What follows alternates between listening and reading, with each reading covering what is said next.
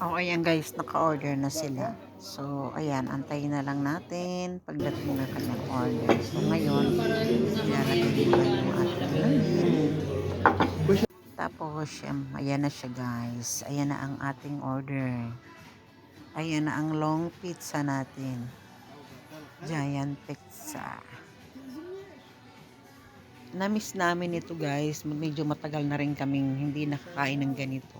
Dito rin kami kumain nung kumain kami ng ganyan kahaba na pizza. Marahil magtataka kayo, no? Maubos namin yan. So, ayan.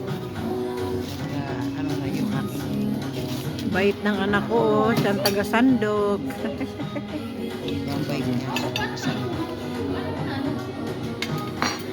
Siyang taga-sandok. Thank you!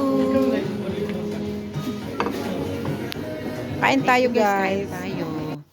Yan ang aming pizza food trip ngayon. Oh, tara guys, kain na tayo. Thank you for watching. Thank you for watching. Bye-bye. God bless po sa inyong lahat.